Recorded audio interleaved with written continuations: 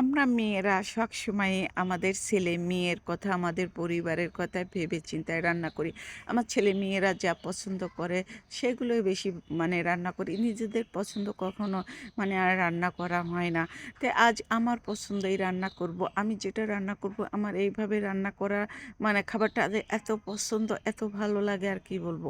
আসসালামু আলাইকুম, সবাই কেমন আছেন? আলহামদুলিল্লাহ আমি অনেক, অনেক ভালো আছি। এই তো দুপুরে রান্না করার জন্য কিন্তু সব কিছু কেটে ধুয়ে নিচ্ছি। আজ আমি আগেই কেটে ধুয়ে নিয়ে আসিনি রান্নাঘরে। আমি তো প্রতিদিন রান্না করার সময় কিন্তু সব কিছু কেটে ধুয়ে রান্নাঘরে নিয়ে আসি। আর প্রতিদিন তো একরকম হয় না। আজ একটু কাজের চাপ, আর সবাই তো জানেন আমার বাবাটা অসুস্থ। আর অসুস্থ রুগী বাড়িতে থাকলে তার সেবা যত্ন করতেই সময় চলে যায়। আজ রান্না করব যে মিষ্টি কুমড়া কাটতেছি চুষা সহকারে। আমার এই চুষা সহকারে রান্নাটা কিন্তু ভীষণ ভালো লাগে।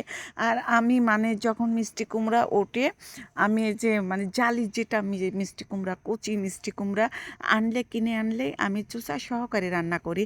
আর এই মিষ্টি কুমড়া রান্না করবো এই গলদা চিংড়া দিয়ে। আর এত ওই চিংড়া মাছ দিয়ে মিষ্টি কুমড়া যে রান্না যে এত পছন্দ আমার। আর আমার না সবার পছন্দ, ভীষণ ভালো লাগে। আর রান্না করব হলো কুমড়া বড়ি দিয়ে, লাউ দিয়ে ডাউল একটু ঝোল করব। আর প্রথমেই আমি কিন্তু মিষ্টি কুমড়াটাই তুলে দিচ্ছি। আর এইভাবে মিষ্টি কুমড়া চোচা সহকারে কচি কচি মিষ্টি কুমড়া রান্না করে খেতে কিন্তু অনেক মজা লাগে।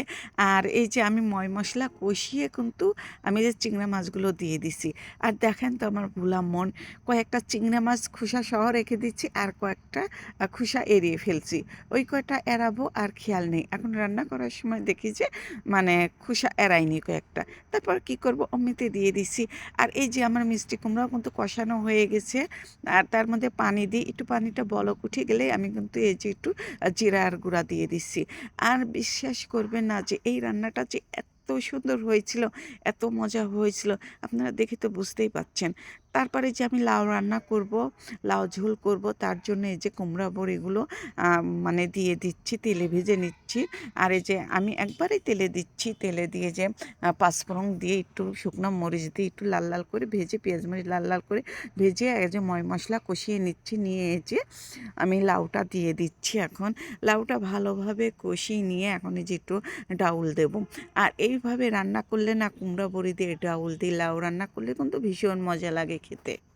আর আমার আম্মা তো চিংড়া মাছ আর মিষ্টি কুমড়ার তরকারি খাবে না, আমার একটু সমস্যার কারণে খায় না। এই জন্য আম্মার পছন্দ এই যে কুমড়া বড়ি দিয়ে ডাউল দিয়ে লাউ রান্না, যে আম্মার এত পছন্দ।